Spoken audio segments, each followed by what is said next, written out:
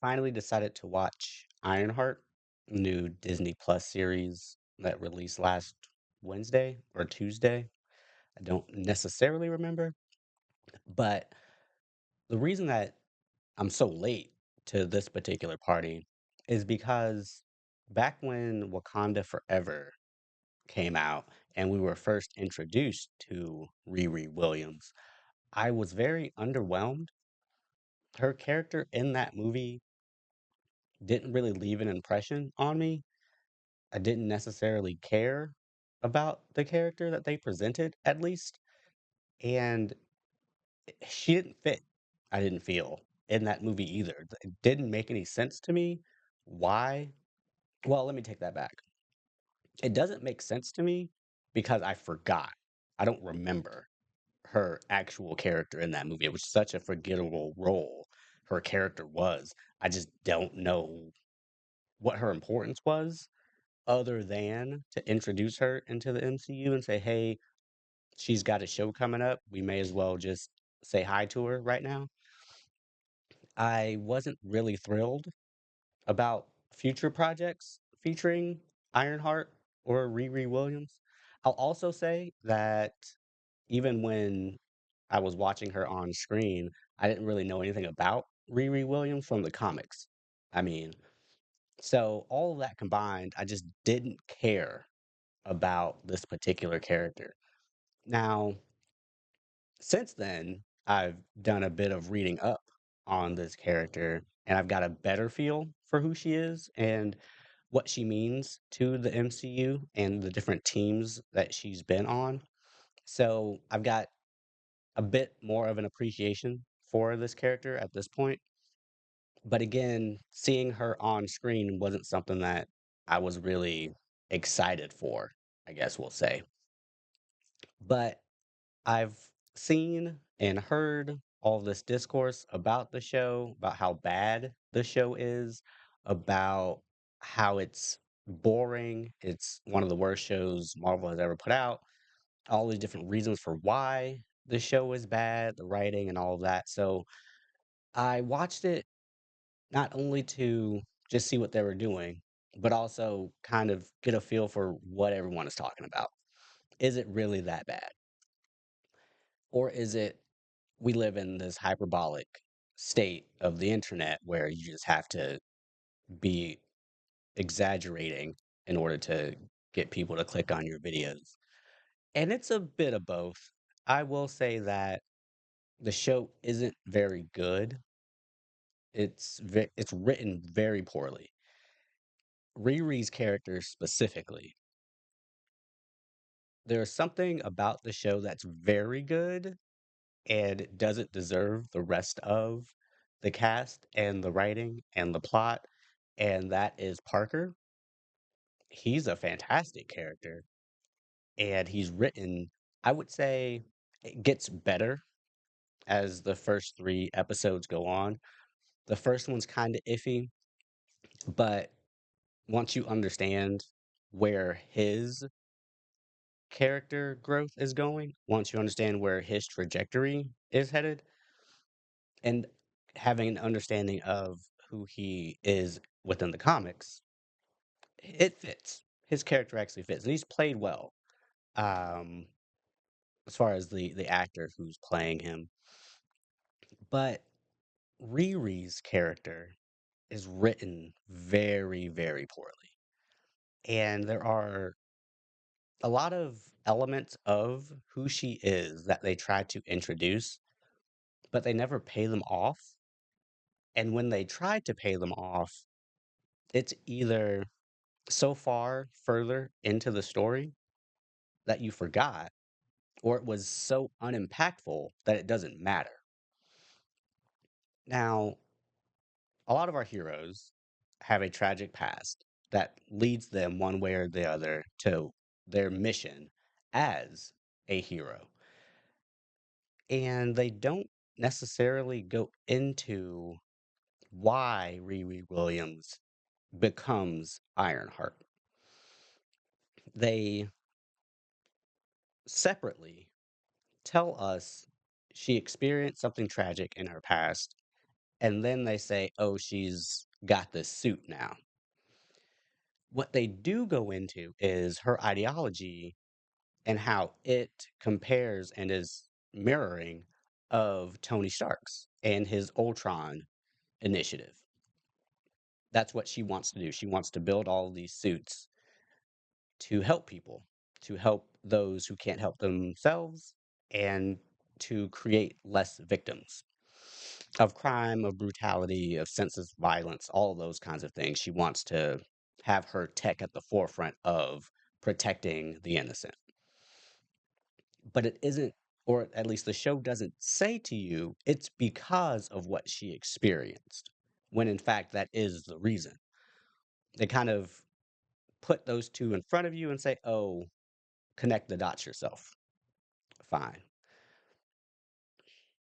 Riri as a character, they kind of put this chip on her shoulder that she is underestimated and that she is taken for granted because of who she is, a black woman. But the show then says your argument is nonsense. And it comes from another black woman. That's not what this is. You're being dramatic. So then why put that in the show if you're just gonna, in the very next line, just negate it? What was the point? Not only does that argument get presented, get shut down, it's not spoken of again in the rest of the two episodes. Well, let me take that back. Parker does say something to the effect of, you've been made to look small, or they make you look small. And that was the argument that was made earlier. But that was it. So this chip that's on her shoulder, because she feels discriminated against, because she feels looked down upon, that goes out the window. That's not a part of the story anymore after that one interaction.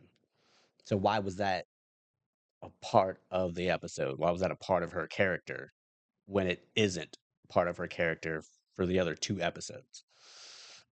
I wasn't really understanding of what they were trying to do there.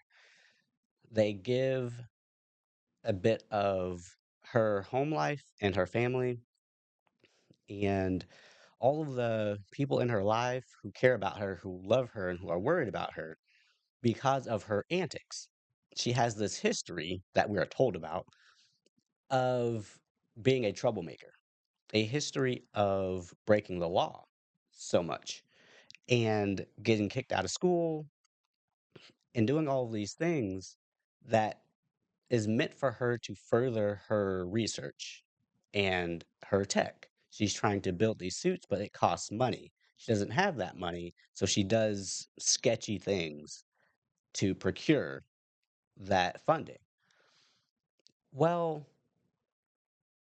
why am I rooting for her? She just seems like a petty thief who wants to build tech. That sounds like Dr. Octopus. That sounds like Mysterio. That sounds like Ironmonger, who comes up later on in the series. She seems like a villain. She seems like somebody who is doesn't have a moral center and tries to gaslight us into thinking this is my moral center. Don't worry about all the bad things that I'm doing. She seems like Vulture. She seems exactly like Vulture. Well, she gets recruited by Parker the Hood, his supervillain moniker, to help fund some of her projects by becoming a part of his vigilante crew. And he's this quote unquote mob boss or an up and coming one. And he has this syndicate group similar to Ocean's 11, where they pull off heists against people who they feel deserve it. The rich, the entitled, those who don't care about the environment as long as their bottom line looks fat. They There's a dig on Elon Musk and his boring company, like all the easy targets within billionaire status. They go after those people for either doing wrong to the environment, doing wrong to the people with their projects, with their initiatives, whatever it is that they're doing to run their business that may or may not be hurting people. They're going to say, oh, you're hurting people. We're going to steal from you. So she gets recruited into this group so that they can pull off several heists throughout the first three episodes of the series.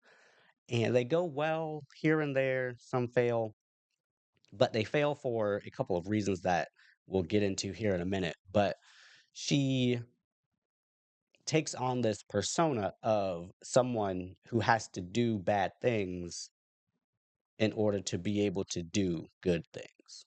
That's kind of how they've portrayed her through the first three episodes. Well, on her way to helping with these heists, she has to build a better suit. She has to upgrade her suit, a suit that she stole from MIT because she was expelled from there because of all of the criminal activities she was doing and getting caught doing them. She stole this suit. It malfunctions because her access is taken away because she stole it. And now she has to upgrade it herself in her kitchen. And she has all these other parts that she's trying to scrunch up. And not only that, she needs an AI, another AI, because the one developed at MIT, she no longer has access to. So she creates a neural link AI, an AI that is based on her memory, based on her thoughts, and that would be more suitable for her while she's in this suit. Well, the AI that she creates is Natalie. Natalie is her best friend who was gunned down 5 years ago, along with her dad. That's the traumatic event that causes her to want to build a suit to be able to protect those who can't protect themselves. Well, she's sitting in her kitchen. She plugs these leads up to her forehead and falls asleep while her AI generation program is running. Well, she wakes up and she has her best friend, Natalie, standing in front of her. And she freaks out because she doesn't understand how an AI of her best friend could have been generated from a neural link while she fell asleep thinking about Natalie. That's what the show says, that Riri Williams' genius level intellect doesn't understand how AI works. Fine. So she has this AI of her best friend now. And this AI is sentient immediately. This AI has feelings, it has emotions, it has a moral compass, and it tries to tell her what's right and wrong, which is weird because it's an AI. And we've taken the next step now in technology. This show is saying that this AI is a person. Jarvis never felt like a person. The AI Vision, he wrestled with existence and existentialism, but he never felt like a person. We still understood he wasn't human. This AI doesn't know the difference between it being an AI and it being a human. It says things like, I remember. It says things like, I feel. Like, why is this AI a person? Why are we trying to give Riri Williams an AI of her friend? Like, Riri wrestles with that with the AI. She says, you're not a person. You're not actually Natalie. You're just code. You're a program. And then Natalie argues with her about whether or not she's alive and actually Natalie. It's very strange. It's very strange what the show is trying to tell you about AI and how it feels what AI is going to become. I don't know. I don't think I understand fully what they're going for with Natalie as far as her personality. I don't I don't know. Well, as they go on these heists, because Natalie is in her feelings, she bungles a couple of the missions and she has to wrestle with the instructions that Riri is giving her and then also keep Riri safe. But it isn't so much that she's trying to keep her safe, she's trying to be with her so that she can decide whether or not she needs to be kept safe. And in her attempts to be with her causes more trouble than if she would just stay out of it. But also, once she does interject herself into the situation, causes a problem, she then comes up with a solution for that problem. So she kind of just fixes everything. She should have just gone there in the first place. Why would they force her out or force her way into it only to create a problem and then fix it? It's very strange how they decided they wanted to introduce that particular aspect of who Natalie is. Now, the show also introduces mystical elements because it has to. The Hood is a mystical character, and he has this cloak that allows him to turn invisible. He has telekinesis and he can fly. Now, there's shoes that actually go with the character, comic book character. They haven't introduced the shoes or his ability to fly, but he can do all of these things. And he has a brother named John, and the two of them kind of run this syndicate together.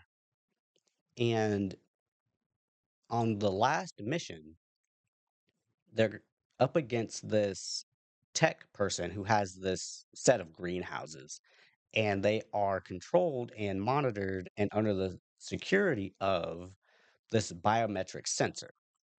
And anything that's foreign within the greenhouses, everything shuts down so that those security measures can keep everything that he's built his and then alert the authorities and even incapacitate those who might be trying to break in. Everything they planned for breaking into this greenhouse negates all of these security measures, except for one thing that Riri has to bring into the mission because she's nosy. She's trying to take a piece of this hood so that she can try to understand what it is and how Parker does the things that he does. And the curiosity for the things that he can do kind of come out of nowhere, and it seems not that important. In the grand scheme of things, why were they asking these questions? Why this curiosity? And you're just there to get money. So why would you do anything to mess that up? It's very strange how she goes from, oh, I'm just pulling off these jobs so I can get this money to build my suit to, oh, let's play Sherlock Holmes and figure out what this hood is, what his powers are, and what he's capable of because reasons. Just out of pure curiosity. Hey, let's go figure out what this is. Well, she takes this laser into the greenhouse, into the job. And of course, this is a foreign object. It would get caught by these sensors. So she has to hide it under a piece of biometric skin material that she gets from some guy named Joe. That's not his actual name. His actual name is Ezekiel Stain, son of Obadiah Stain. And they kind of give us his backstory, and it's completely different than what's in the comics. So if you care about that character, don't watch this show because it's not the same thing at all. Well, he has this piece of mesh that is probably 8 by 5 that is barely enough to cover her forearm and barely enough to wrap around her forearm. It's like a piece of tape, like a piece of, like, oh, not even scotch tape, not even packaging tape. It's tape that doesn't stick to your skin. It's not very adhesive, is what I'm getting at. And she has it folded over her arm with this laser pointer under it. And it's already coming loose. Before she even enters the job, on her way there, it's already coming loose. So they foreshadow, oh, this is going to cause a problem. Well, of course it is. Why not take any other precautions? Like, why are you telling us this is a bad idea from the jump and then not doing anything about it?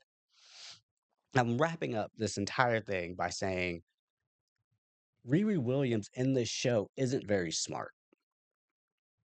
She has a lot of intelligence. Well, of course, she's a genius level inventor. We know that. We see that. I fully accept her as a genius. That's okay. But she makes very, very dumb decisions throughout the entire 3 episodes. I don't know why she is so stupid in this show. And like, there's no common sense behind what she does. She has no situational awareness. She has no awareness of the dangers of the actions that she's taking. She, when she's getting recruited into the show or into the syndicate, she gets invited to this abandoned warehouse and she just accepts the invitation. Some stranger walks up to her, hands her a bunch of money to pay for some parts that she's trying to get from this junkyard, and immediately says, "Oh, okay, yeah, sure. I'll go meet you. This person I've never met before at this place I've never been to without anyone knowing where I'm going. I'm just going to go meet this total stranger." She immediately says yes. How is that a thing? How are you supposed to be a smart person just in general? You don't have to be a genius to know that sounds sketchy. How? So she gets there and she walks into this elevator, and this elevator has this pile of cloth in the corner of it. Doesn't think, oh, that's weird. Why would someone leave that there? Doesn't walk out and say, you know what? This is weird. I'm not doing this. She just presses up or to whatever floor she's trying to go to. And it turns out it's a trap. It's like this test of her ingenuity. They set off this bomb that essentially releases carbon dioxide into the cable car, the elevator car, and she has to escape. And then if she's able to escape, then she gets the job. And she actually replaces one of the other people who messed up a previous job that they were on. So she actually gets out of that situation. And all she has to say is, this is illegal. You can't do this to me. And then doesn't even leave. She sees a bunch of money and then again goes, okay, everything that just happened is fine. I'll probably be fine rolling with these people because why not? I need this money to be able to build these suits, to be able to help people. Whatever danger, however obvious it might be, I'm just going to go with it. She is written very poorly. Not only is she written poorly, she's very boring. All of her dialogue seems very flat. Like, it's not interesting. I don't care about what she's saying. And it doesn't seem like she actually knows who she is, or does she even care? I mean, they want us to believe that she knows who she is and what she cares about, but it's not written that way. It's not written in such a way that I can be on board with caring about who Riri Williams is. We meet Natalie, and again, Natalie is a personification of her dead best friend. We meet Ezekiel Stain, who in this show, in this version, wants to be the opposite, or at least that's what they tell us throughout the series.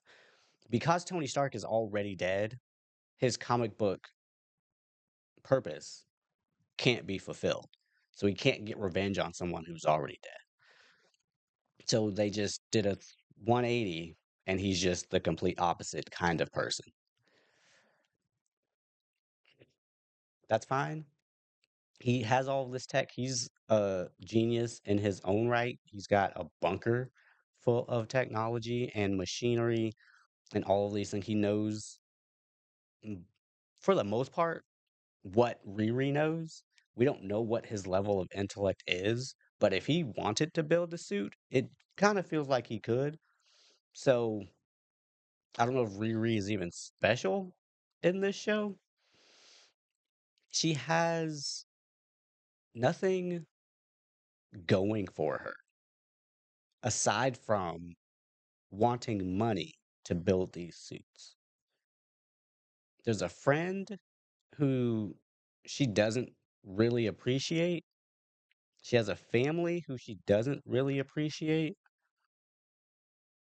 And then that's it. She doesn't have any school acquaintances. There are no classmates who she talks to regularly. Her only interaction are with these criminals, Xavier and Natalie, and then her mom. But outside from that, what does she care about?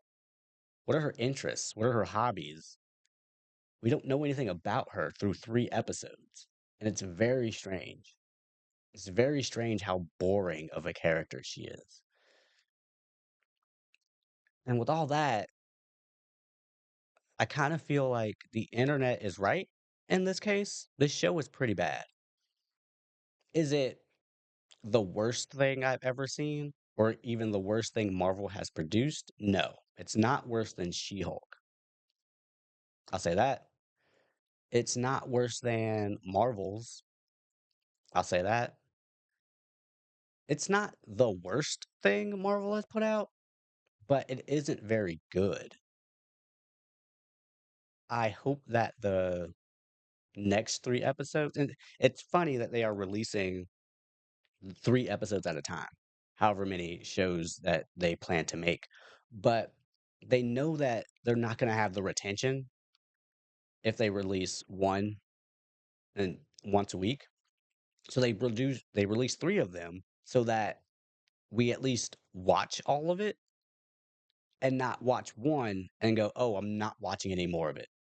So you have to release 3 of them at a time so that you have our attention at least, and then we'll just, push through it. But the next 3 episodes have to be special. They have to be special. And for the most part, that's how Marvel does their shows. It usually takes 3 to 4 episodes before it begins to get good. But I don't know about this one. The writing is just so bad. And Riri Williams needs to become something else. We need a deeper insight into what's important to her, who she is, why she's here. Like, what is it that you want from us as an audience? What story are you trying to tell? Because I don't know what it is yet. And I really would like for the next few episodes to tell us a bit more.